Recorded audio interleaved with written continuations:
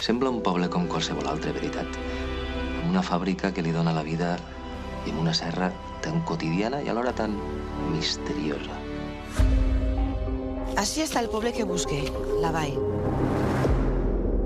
Des d'avui sou oficialment ciutadans de la Vall. Sou fills del poble. T'han oferit casa? Feina. Només cal empadronar-se i tindre ganes de viure allà. Això dels forasters no té cap trellat, i ho saps. Així calen diners, Malena. Indústria. Dis-li-ho al teu germà que va decidir tancar la fàbrica.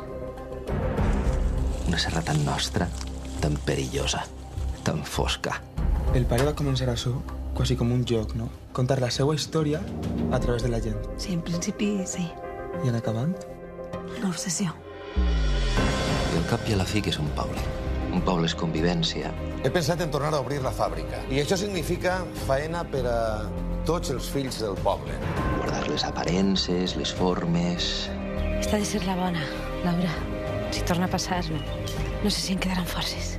Un poble és tirar la pedra i amagar la mà. Tu i jo parlarem del que cal que parlem alguna vegada. No penso tornar a passar per allà. Això ho fan molt així. Bé, ho fem. Ha vingut a veure's el tio Ramon, saps, Albert? Ramon, atent, te ho demane, per favor. Dóna'm més temps, has d'aconseguir-ho com siga. Jo sóc Marc Revert fill i des d'avui continuaré la tasca de mon pare. Amb estos testimonis la Vall no caurà en l'oblit. T'hauries d'haver assegurat que hi estacaves al poble. Va complir pena per homicidi.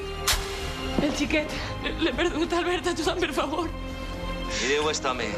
Representa els diners, i els diners ho poden tot. Tot el que has vist fins ara és un joc. No res comparat amb el que tens per davant. Soc Raquel, la dona de Jaume Calabuig. Jo passo d'estes coses, Marc. De veres, tio. Pot ser, les coses no són com sempre les hem vistes. Així només trobareu la veritat d'un poble que guarda molts secrets. I així els coneixem tots.